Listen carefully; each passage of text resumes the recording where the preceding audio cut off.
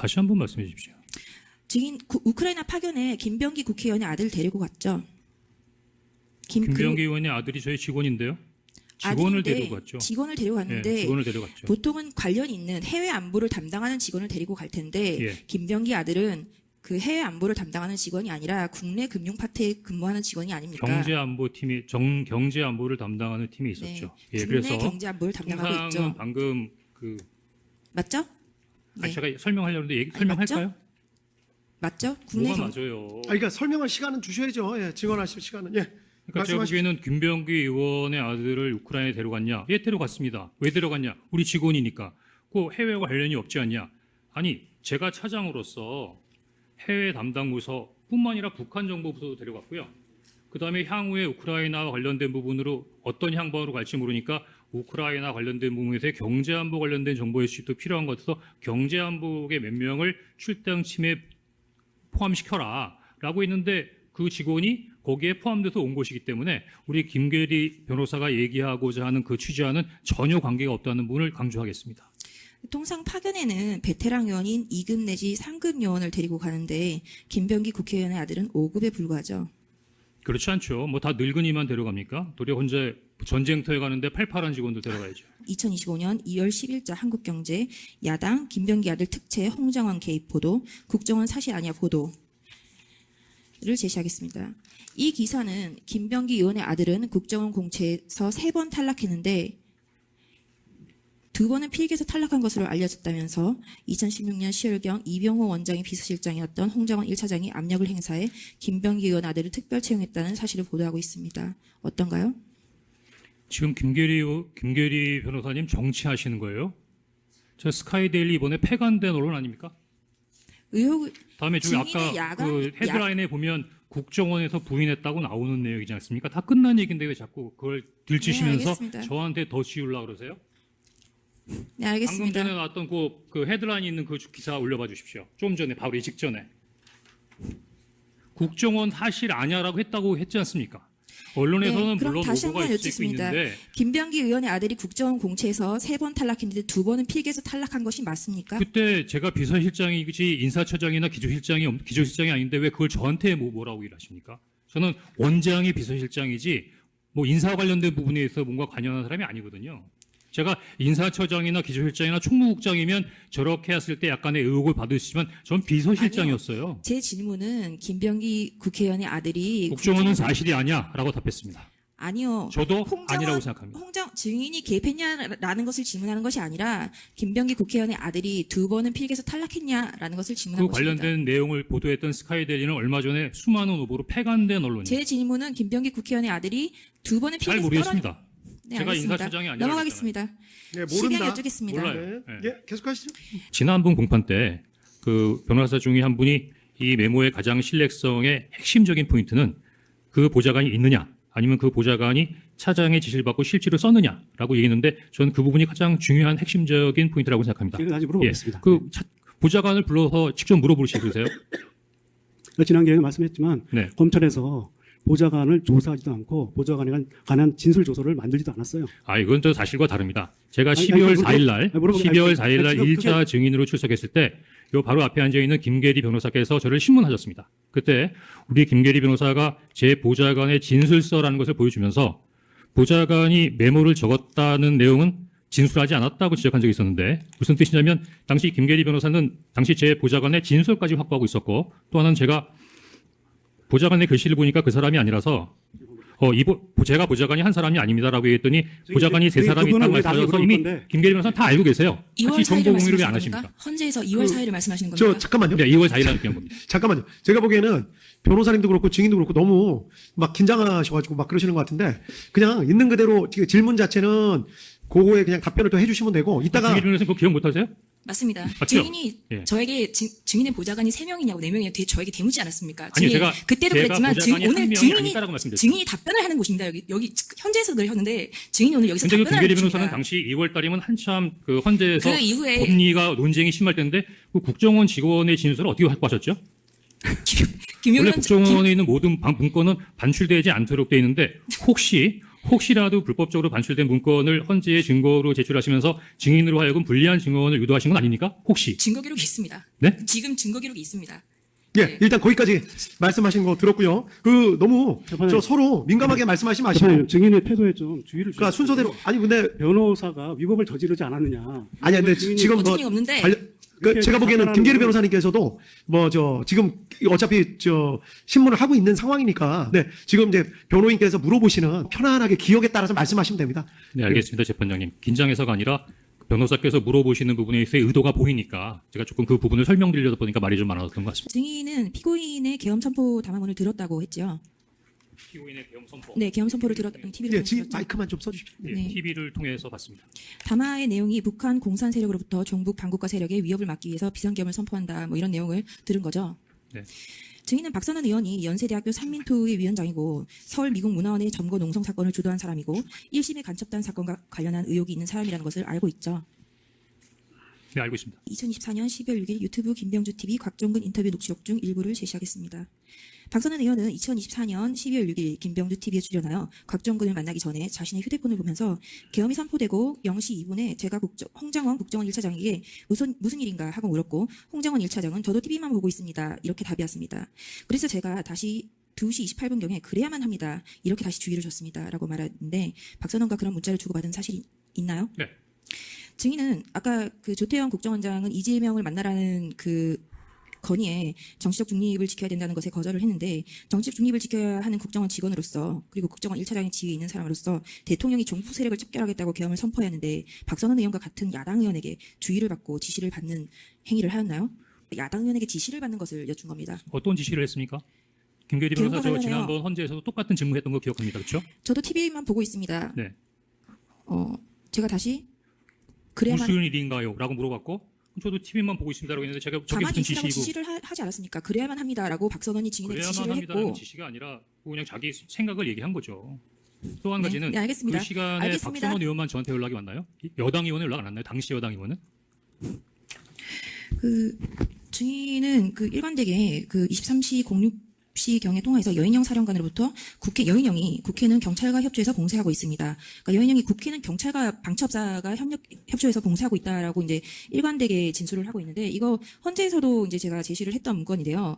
방첩사는 00시 40분 경에서야 순차로 출발을 합니다. 순차로 출발을 해서 현장에 순차적으로 도착을 하는 것이 1시 20분이에요. 근데 여인영이 23시 06분 경에 경찰과 협조해서 봉쇄를 하고 있다라고 말을 할 수가 있나요?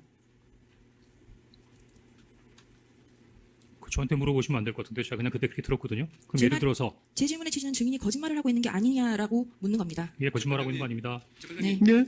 근데 여인영 사령관은 이 관련된 부분에 있어의 타임라인과 계획을 충분히 알고 있기 때문에 이미 병력이 이동해서 도착하는 시간은 그 시간일지 모르지만 여인영 사령관 입장에서는 충분히 경찰과 협조해서 국회를 봉쇄한다는 생각을 이미 하고 있었기 때문에 저한테 그렇게 할 수 있는데 시제는 좀 다르지만 기본적인 팩트는 다르지 않다고 생각합니다. 예, 같은 증거 계속 제시하고. 네, 같은 증거. 지금 알겠습니다. 생략하겠습니다. 예. 예? 지금 이어서 뭐라고 말씀하시는 거예요? 예. 네, 그 이어서 기타 신문사항 계속 이어서 하겠습니다. 예. 네, 예, 제시는 안 하고. 아, 제시하고요? 예. 제시 안 하고. 예. 그 증인은 피고인의 계엄 선포 담화문을 들었다고 했죠. 피고인의 계엄 선포. 네, 계엄 선포를 들었던 TV를 예, 통해서 지금 들었죠. 마이크만 좀 써주십시오. 예. 네. TV를 통해서 봤습니다. 네, 5학년 듣겠습니다. 예. 증인은 국정원 1차장으로 임명되기 전에 2022년 7월부터 잠깐만요. 그 저기 혹시 서 계신 분 반드시 좀 앉아주십시오. 아, 다 앉아 계신 거죠? 아, 예. 알겠습니다. 예, 계속하시죠. 2022년 국정원 1차장으로 임명되기 전에 2022년 7월부터 2022년 11월 26일까지 국정원장 특별보좌관 특보로 근무를 하였죠. 네. 쟁제 56호증 2024년 10월 29일자 녹화. 재판장님 지금 그 변호인께서 신문사항 하나 보고 계시는 것 같은데 뭐 저희한테 공유하실 의향이 있는지 한번 문의드립니다. 아, 뭐 지금 구두로 하시는 거예요? 아니면 혹시 준비하신 거 있으시면? 항을 말씀하셔서 여쭤. 예, 예. 아, 준비하신 게 있으셨네. 예. 예. 유병 검사님이 그런 건 또 잘 찾아내셨어요. 보니까. 징계 56호증 2024년 10월 29일자 녹화뉴스 국정원 특보 공작금 유용 공방 다른 부서 문제 수사 의뢰 보도 몇 항인지만 좀 6항입니다. 6항이요. 네, 박선은 의원은 2024년 10월 29일경 국정원장 특보로 증인과 함께 근무하였던 김모 공작 특보에 대하여 대북 공작비 예산을 유용했다는 의혹으로 고발하겠다고 한 사실에 대하여 증인은 알고 있죠? 예, 김모 전 특보에 관련된 유용 의혹도 사실이 아님이 확인된 것으로 알고 있습니다. 네, 제가 이 부분에 대해서 증인에게 그 첫 번째 증인 그 신문할 때 여쭸었어요. 예, 그때는 모르겠다고 말씀드렸습니다. 모르겠다가 네. 아니고 제가 헌재에서 증인에게 그 신문할 증인의 공작금 횡령 비리는 두 가지였어요. 그래서 그 첫 번째 이 질문을 했었는데 증인이 이 질문에 대한 답변을 하지 않고 첫 번째 이 질문을 묻자 공작금 횡령은 억대 공작금 횡령이거든요. 근데 증인이 이제 그 수십억대 횡령에 대해서 이제 답변을 하셨죠.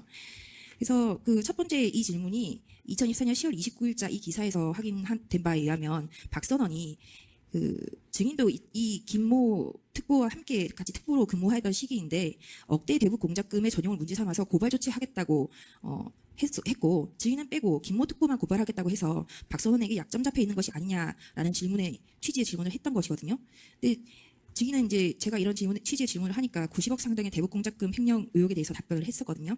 예, 증인은 저의 질문에 대해서 어떤가요? 뭐가 어떤가요? 그 김모 특보와 관련해서 박선원에게 이런 약점을 잡혀 있는 것은 아닌가요? 아, 박성은 의원이 김모 특보만 고발한다 하고 저는 고발하는 거에 뺐으니까 네, 저를 봐준 게 아닌가? 네. 그 얘기죠. 네, 사실이 아니기 때문에 저는 언급하지 않은 걸 수 있지 않습니까? 네. 지금까지도 저는 여러 가지 부분에 판단해 오보나 드리겠습니다. 주변에 의혹이 있었지만 한 번도 이런 거와 관련되어 갖고서는 문제가 된 적이 없고 국정원도 수차 여러 번에 걸쳐서 사실과 다르다는 부분 확인한 바 있습니다. 네, 알겠습니다.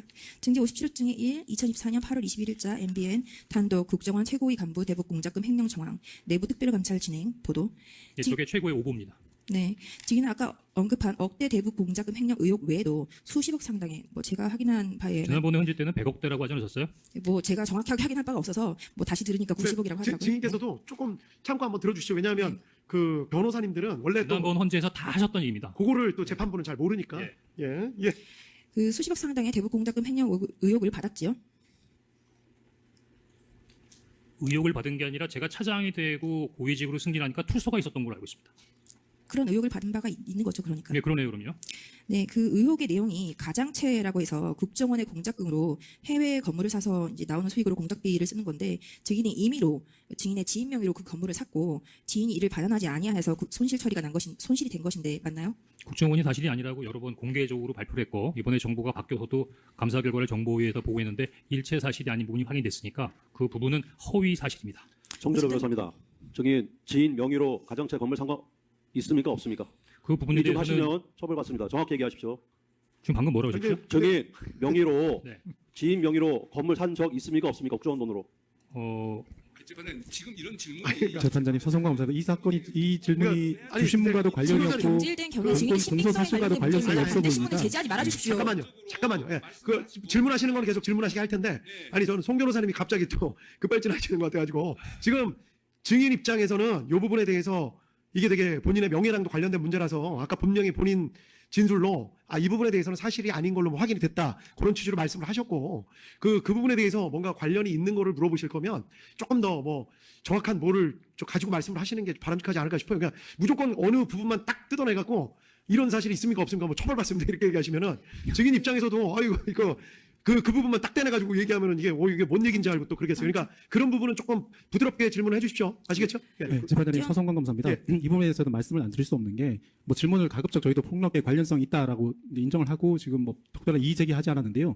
이 부분은 2024년 8월 21일자 기사를 가지고 증인에게 묻는 것이고 이 사건과에 관련해서 증인이 경험한 사실에 대해서 홍장원의 경질 탄핵하는 부분이야. 것이 아니라 그냥 이야말로 이제 증인에 대한 인생의 전체를 들여봐서 당신 못 믿을 사람 아니냐 이런 식의 인신공격성에 가까운 질문에 보입니다. 이런 질문은 아무리 반대신문이라고 하더라도 반대신문의 범위를 넘어선 것으로 보입니다. 이런 부분은 적절히 제한해 주시거나 근데 이 부분에 대해서는 최소한 증인에게 이 사건과 관련성이 없다면 증언하지 않아도 된다 이런 취지에 고진해 주시는 것이 마땅하다는 것이 저희 의견입니다. 알겠습니다. 예.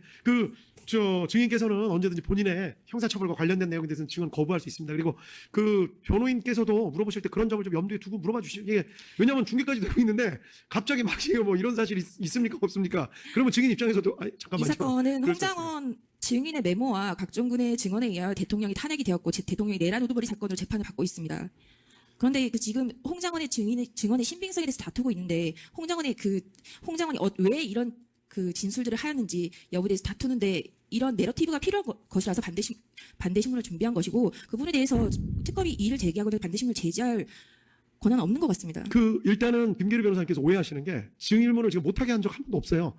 뭔가 다 변호사님께서 생각이 있으셔서 그렇겠다라고 생각을 하는데 좀 전에 재판장이 제지한 건 갑자기 듣고 계시던 송진호 변호사님이 이런 사실이 있어요, 없어요? 뭐 있으면은 처벌받습니다 이렇게 얘기하시니까 앞뒤 어떤 상황도 모르는 상황에서 증인께서 답변하시기 곤란하겠다 싶어서 제지한 것뿐입니다. 그리고 김계리 변호사님께서 물어보시는 걸 지금 제지하려고 한 적 한 번도 없고 물어보시되 지금 검찰 쪽에서 하시는 우려하는 그런 부분을 어느 정도 감안하시고 물어보시라 그런 겁니다. 그러니까 절대 오해하지 마십시오. 증인께서 알아서 답변을 피하고 있지 않습니까? 예, 저기 제가 질문한 것들 이 부분에 대해서는 한 말씀 드리고 싶습니다.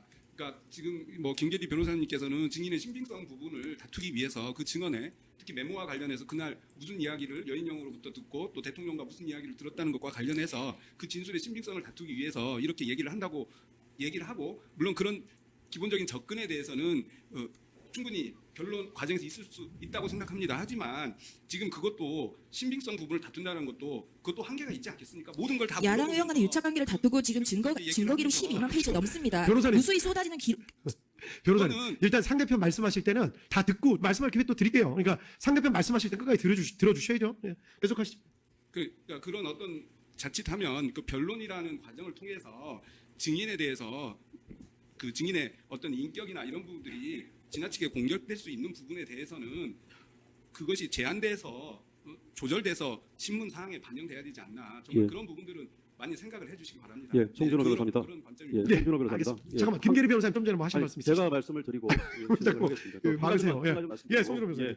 이거는 제가 깜짝 놀랐어요, 좀 전에 그 그죠? 증인의 진술의 신빙성을 다투는 문제이고 그다음에 국정원에서 경질된 사유에 관련돼서도 탄핵 사유로서 반드시 질문을 해야 된다. 저는 한 가지만 질문하겠습니다. 그 지인 명의로 가장채 구입한 적이 있으십니까? 없으십니까? 뭐 다 곤란하시면 제 명의요.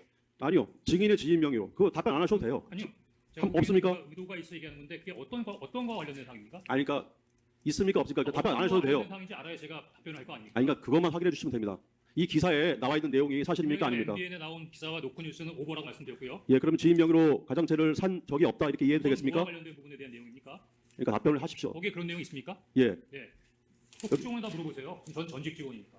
아니 그러니까 증인 산 적이 있습니까? 없습니까? 그것만 말씀하세요. 국가정보법에 의하면 인원과 임무 편제에 대해서는 얘기하지 않도록 되어 있는데 네. 지금 변호사는 저야로 하여금 국가정보법을 위반하라고 지금 말씀하시는 겁니까? 지인 명의로 산 적이 있습니까? 없습니까? 저 이제 송 변호사님 여기까지 하시죠. 제가 보기에는 뭐 말씀하시는 거를 오보라고 말씀드렸잖아요. 강요하실 수는 없죠, 증인한테. 네, 이걸 알겠습니다. 답변 뭐 그런 부분이 구항해 어떤 내용인지 증거 57호증 어떤 내용인지 모르겠지만 그런 부분 좀 감안해서 질문을 좀 해주십시오. 예, 좀 빨리 할까요? 예. 네, 증거 57호증 제시하겠습니다. 박지원 의원의 페이스북 제시하겠습니다. 헌재 법정에서 조대영 국정원장에 대한 증인신문이 끝나고 난 이후에 박지원 의원이 페이스북에 이런 포스팅을 하였습니다. 홍 차장이 직접 제게 청탁을 한 것이 아니고 주용 대사를 역임하신 전 국정원 간부가 6번에서 7차례 청탁을 하였고 인사청탁을 저에게 하였고 거절한 것이 전부입니다. 그래서 저는 인사청탁이나 했다면 홍 차장을 질책했고 대북공작금 유용 비리 의혹에 대한 저의 질문에 홍 차장은 대면 보고하겠다고 답변, 이후 의원회관에서 설명을 드린 게 전부입니다. 라고 하여 이런 공작금 유용 비리 의혹이 정보위에서도 의혹이 제기된 게 맞죠? 그럼 정보위에서 이런 내용들이 진행돼서 아직까지 문제가 없으면 정보위에서 클리어가 됐다는 뜻이네요? 네, 알겠습니다. 네. 시방해 주겠습니다. 증제 42호증의 1, 홍당원 메모 사진, 파일 출력물 제시하겠습니다. 우크라이나 정보국에서 가져온 그 수첩이라고 하셨죠? 네. 아까 증인의 사무실, 집무실에 두고 쓰는 것이라고. 네, 책상 위에 있었던 것 같습니다. 이것의 수첩이 증인 것인가요? 아니면 고작한 제 건가요? 겁니다. 네. 국정원이 우크라이나에 인원을 파견한 것은 북한이 러시아에 파병을 한 것과 관련해서 정보를 수집하고 안보에 대응하기 위한 것이죠. 예, 그렇죠. 증인은 해외 안보 정보 수집과 관련한 업무를 하는 우크라이나 파견에 아무런 관련이 없는 국내 금융 파트에서 근무하는 김병기 국회의원의 아들을 데리고 갔죠. 다시 한번 말씀해 주십시오. 우크라이나 파견에 김병기 국회의원의 아들을 데리고 갔죠. 김병기 의원의 아들이 저희 직원인데요. 직원을 데리고 갔죠. 직원을 데리고 갔는데 예, 직원을 데려갔죠. 보통은 관련 있는 해외 안보를 담당하는 직원을 데리고 갈 텐데 예. 김병기 아들은 그 해외 안보를 담당하는 직원이 아니라 국내 금융 파트에 근무하는 직원이 아닙니까? 경제안보팀이 경제안보를 담당하는 팀이 있었죠. 네, 예, 국내 그래서 경제안보를 담당하고 홍상은 있죠. 방금 맞죠? 네. 제가 설명하려는데 설명할까요? 맞죠? 국내 뭐가 맞아요. 그러니까 설명할 시간은 주셔야죠. 예, 증언하실 시간은. 예. 그러니까 제가 말씀하십시오. 보기에는 김병기 의원의 아들을 우크라이나에 데려갔냐? 예, 데려갔습니다. 왜 데려갔냐? 우리 직원이니까. 꼭 해외와 관련이 없지 않냐? 아니, 제가 차장으로서 해외 담당 부서뿐만 아니라 북한 정보부서도 데려갔고요. 그다음에 향후에 우크라이나와 관련된 부분으로 어떤 향방으로 갈지 모르니까 우크라이나 관련된 부분에 대해 경제안보 관련된 정보 이슈도 필요한 것 같아서 경제안보국의 몇 명을 출당팀에 포함시켜라라고 했는데 그 직원이 거기에 포함돼서 온 것이기 때문에 우리 김계리 변호사가 얘기하고자 하는 그 취지와는 전혀 관계가 없다는 부분을 강조하겠습니다. 통상 파견에는 베테랑 요원인 2급 내지 3급 요원을 데리고 가는데 김병기 국회의원의 아들은 5급에 불과하죠. 그렇지 않죠. 뭐 다 늙은이만 데려갑니까? 도리어 혼자 전쟁터에 가는데 팔팔한 직원도 데려가야죠. 네. 그 증제 65호증의 1 2025년 6월 10일자 MBC 단독 남편한테 위원님이 김병기 직접 항의서한 보냈나 보도 제시하겠습니다. 이 기사에 의하면 2016년 7월 김병기 의원의 아들이 국정원에서 신원조사에서 탈락한 것을 문제 삼으며 국정원에 입장문을 보내어 원장님이나 기조실장이 직접 아들을 면담해 보기 바란다. 아들이 신체적 결함과 대마초를 한두 모금 흡입했다는 이유로 떨어진 사실을 하나하나 따진 정황을 담은 입장문을 보냈다는 사실이 확인됩니다. 김병기 의원이 기회를 주었는데도 해결을 거부하면 국정원의 근본적인 문제점을 공론화하고 개혁을 단행하는 데 조금도 주저하지 않겠다는 경고를 담은 사실도 담겼습니다. 증제 65호증의 3 2025년 2월 10일자 한국경제 야당 김병기 아들 특채 홍장원 개입 보도 국정원 사실 아니야 보도를 제시하겠습니다. 이 기사는 김병기 의원의 아들은 국정원 공채에서 3번 탈락했는데 다음 장 3번 탈락했는데 2번은 필기에서 탈락한 것으로 알려졌다면서 2016년 10월경 이병호 원장의 비서실장이었던 홍장원 1차장이 압력을 행사해 김병기 의원 아들을 특별 채용했다는 사실을 보도하고 있습니다. 어떤가요? 지금 김계리 변호사님 정치하시는 거예요? 저 스카이데일리 이번에 폐간된 언론 아닙니까? 의혹 다음에 저기 증인의 아까 야당- 그 헤드라인에 보면 국정원에서 부인했다고 나오는 내용이지 않습니까? 다 끝난 얘기인데 왜 자꾸 그걸 들추시면서 알겠습니다. 저한테 더 지우려고 그러세요? 네, 방금 알겠습니다. 전에 나왔던 그 헤드라인 있는 그 기사 올려봐 주십시오. 좀 전에 바로 이 직전에. 국정원 하실 아냐라고 했다고 했지 않습니까? 언론에서는 네, 그럼 물론 다시 오보가 한번 있을 수 여쭙습니다. 있는데 김병기 의원의 아들이 국정원 공채에서 3번 탈락했는데 2번은 필기에서 탈락한 것이 맞습니까? 그때 제가 비서실장이지 인사처장이나 기조실장이 아닌데 왜 그걸 저한테 뭐라고 일하십니까? 저는 원장이 비서실장이지 뭐 인사 관련된 부분에 있어서 뭔가 관여하는 사람이 아니거든요. 제가 인사처장이나 기조실장이나 충무국장이면 저렇게 했을 때 약간의 의혹을 받을 수 있지만 전 비서실장이었어요. 제 질문은 김병기 국회의원의 아들이 국정원은 사실이 아니야라고 답했습니다. 아니요. 저도 아니라고 생각합니다. 증인이 개입했냐라는 것을 질문하는 것이 아니라 김병기 국회의원의 아들이 2번은 필기에서 탈락했냐라는 것을 그 질문하고 있습니다. 관련된 내용을 보도했던 스카이데일리는 얼마 전에 수많은 후보로 폐간된 언론입니다. 제 질문은 김병기 국회의원의 아들이 2번은 잘 필기에서 모르겠습니다. 네, 제가 알겠습니다. 인사처장이 아니라 넘어가겠습니다. 예, 시간 모른다. 여쭙겠습니다. 몰라요. 네. 예, 계속하시죠. 증인은 이와 같이 여권 인사, 지금은 여권 인사들이지만 종전에는 야권 인사들이며 종북 세력들로 알려진 인사들과 부적절한 유착관계, 인사청탁, 조태현 국정원장도 증인에 대한 이와 같은 사실관계를 모르지 않았을 것인데 아까 그 조서가 제시되었었는데 조태현 국정원장도 증인에 대해 그 박지원 그 의원이 이런 부분을 제시하는 언급하는 것을 듣고 증인에 대해서 다시 한번 생각해 보게 되었다라는 증언을 한 바 있습니다. 그런데 개헌 때문에 경질되었다고 주장하시는 건가요? 네. 13항 여쭙겠습니다. 이 부분서부터는 아까 다 이제 물어보신 내용 아닌가요? 김계리 변호사님, 여기는 약간 그 메모 관련한 거는 그러니까 중복되지 않는 것만 좀 물어보시겠어요? 네, 알겠습니다. 예, 이미 다 물어보신 것 같거든요. 제가 지금 쫙 보니까. 예. 중복되는 부분은 아닌데 네, 15항 여쭙겠습니다. 증제 58호증의 6, 2024년 12월 6일 김병기 의원 브리핑 전체 영상 중 일부 홍 차장이 기억하는 명단 부분을 재생하겠습니다.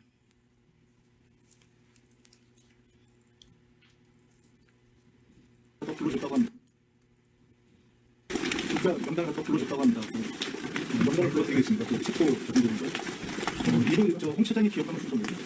이재명, 우원식, 한동훈, 김민석, 박찬대, 정성래, 조국, 김어준, 김명수 전 대법관, 김윤우, 참고로 김석 저희 최고위원이 형님 거라고 있습니다.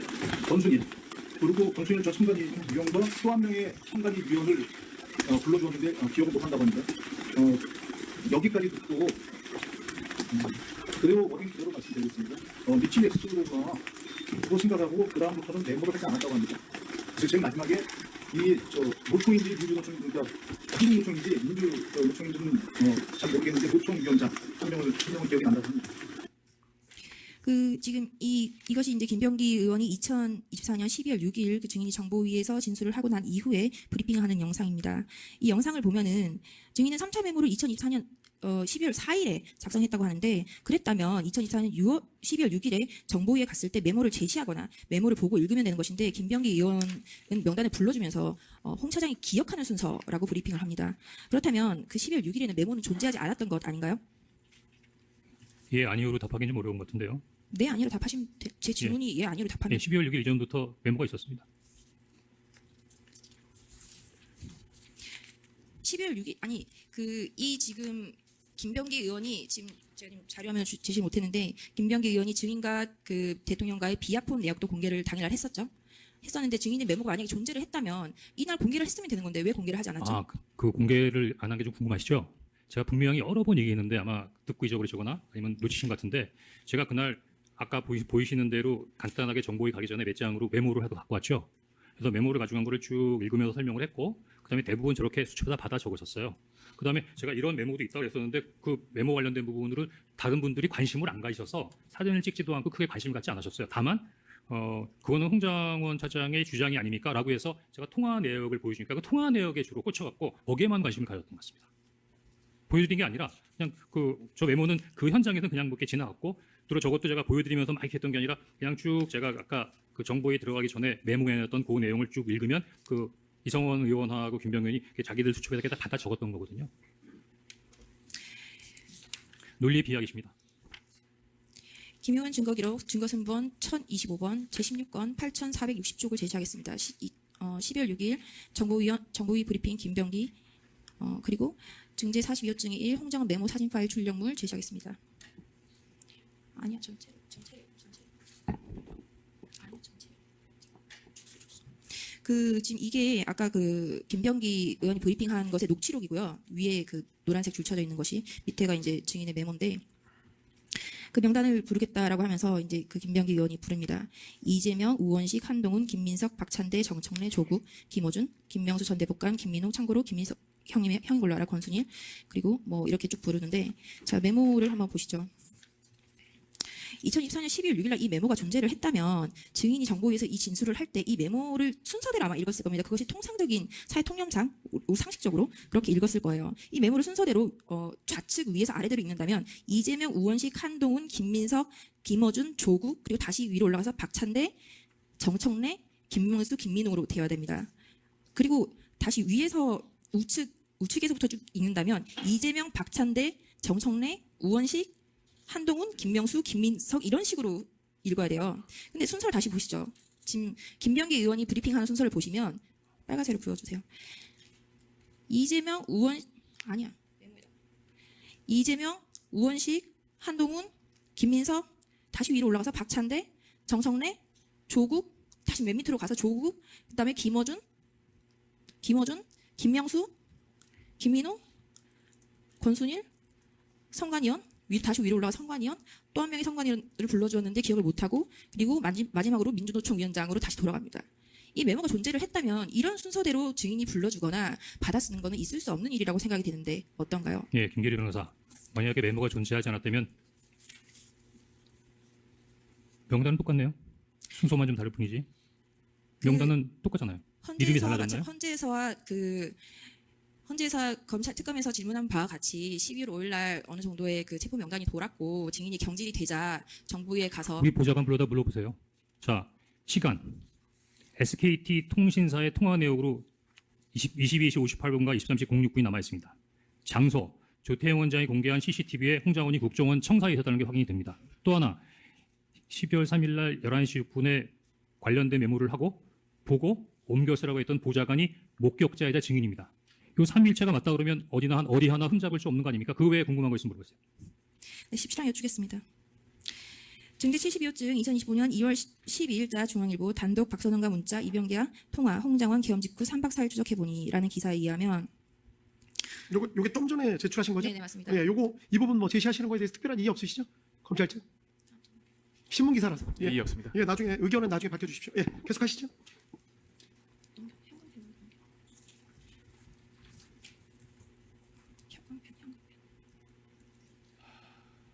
네, 그 당시 여권 인사는 이런 말을 다른데 한 적이 있느냐라고 물었고 홍 전 차장은 너무 답답해서 이병기 전 대통령 비서실장에게 하소연하게 전부라고 답했다라고 인터뷰한 사실이 있죠. 이 관련된 사항이 이번 사건과 직접적으로 관계가 있는 겁니까? 증인의 신분상에 가능하면 대해서 확인을 한 사건과 겁니다. 관련이 없는 개인이나 사생활 보호에 있어서의 문제가 될 만한 부분들에 그것은 제 대해서는 증인이 다시 판단하는 한번 부분이 아닙니다. 신문에 답하십시오. 뭐라고 하셨죠? 다시 한번 얘기해 보세요. 이렇게 인터뷰한 사실이 있죠. 너무 답답해서 이병기 전 대통령 비서실장에게만 하소연한 게 전부고 인터뷰한 적은 없습니다. 증인이 한 말이 아닌데 이렇게 기사가 됐나요? 글쎄 뭐 누가 그렇게 말을 옮겼나 본데 제가 직접 그 관련된 부분을 인터뷰한 적은 없습니다. 어느 신문이에요? 어느 신문? 중앙일보입니다. 네, 중앙일보 누굽니까?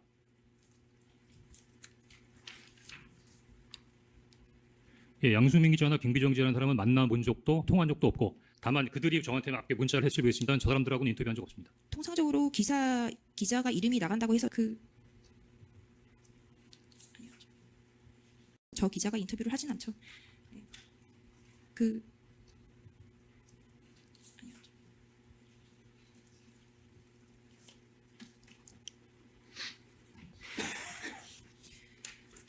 기자에게 그런 말은 한 적은 없지만 다른 사람에게 그런 말은 한 적이 있으세요? 이병기 생각해 보겠습니다. 지금 잘 기억이 안 납니다. 네, 증인은 이병기 이병기 씨에게 하소연한 적이 있다라고 하는데 증인의 통화 기록을 보면은 이병기 씨와 통화한 기록은 두 번이 뜹니다. 이병기에게 76초간, 이병기에게 26초간, 100초 정도인데요. 하소연했다고 하기엔 너무 짧은 기록 아닌가요? 예, 그러네요. 증인은 언론에는 이병기 전 국정원장이 하소연을 했다고 했으나 정작 많은 대화를 나눈 사람은 다른 사람으로 보입니다. 씨가 누군가요? 지인입니다. 지인 누군가요? 네. 이거 갑자기 지금 실명이 나와서 이 부분은 B 처리하겠습니다. 네, 주기에는. 알겠습니다. 예. 씨랑 이 중대한 시기에 굉장히 많은 통화를 해요.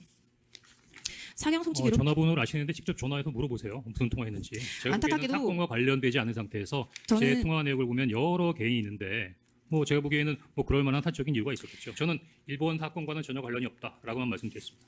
이번 사건과 전혀 관련이 없는데 증인의 중대한 고비고비마다 이 사람과 굉장히 긴 통화를 했고 안타깝게도 헌법재판소에서 저희가 통화 기록을 지금 굉장히 되게 의미심장한 웃음을 지으시네요.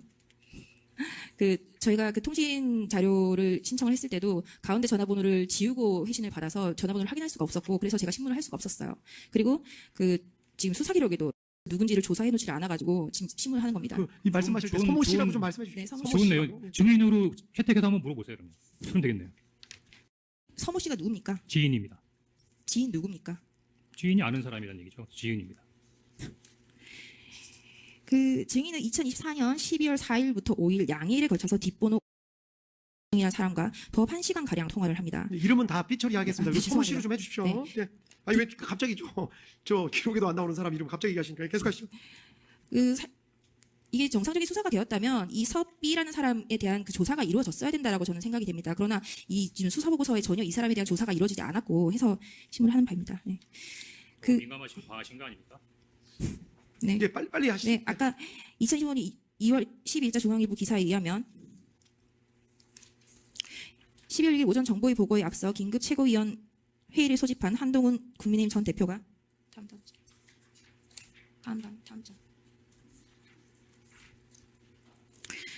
한동훈 국민의힘 전 대표가 윤 전 대통령이 정치인 체포를 위해 정보기관을 동원했다는 사실을 신뢰할 만한 근거, 증인이죠.를 통해 확인했다며 대한민국과 국민을 지키기 위해 윤 전 대통령이 조속한 직무집행 정대가 필요하다고 강조했다. 신뢰할 만한 근거가 바로 홍 전 차장이라는 것이다. 라고 기사가 되는데 전화번호 뒷자리 5456을 사용하는 서B라는 사람이 한동훈 씨의 전화번호가 5456과 비슷합니다. 네, 그래서 관련된 사람이 아닙니까? 아닙니다. 네. 김영환 증거기록 증거순번 563번 제 5375쪽 자필 메모 스캔 진료물 6장 명단 포함해서 이 부분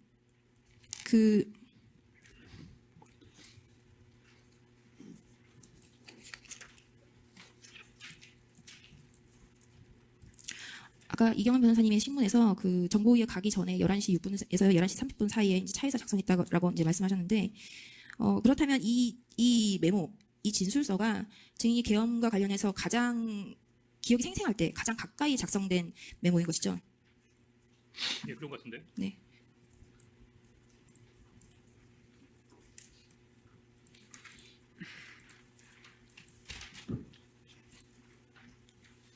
네.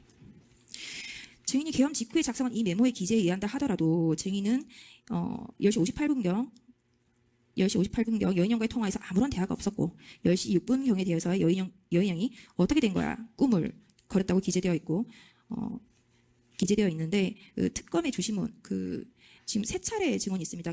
이 지금 12월 6일 정보위에서 그리고 12월 11일 경찰 진술조서에서 그리고 헌재에서 첫 번째 1차 증언에서 일관되게 진술을 합니다. 22시 58분에는 아무런 대화가 별 없었고 11시 6분 경에서야 꾸물꾸물 하다가 대통령께서 방첩사를 지원해 주라라고 하니까 이제 여인영이 뭐라고 말을 했다라고 하다가 CCTV가 나오고 나서야 착오를 했다라고 하는데 증인이 계엄과 관련한 가장 기억이 생생할 때 작성한 이 메모가 가장 진실에 적합한 거 아닙니까? CCTV에 나와 있는 과학 정보가 훨씬 더 객관적이지 않을까요? 네, 이상입니다.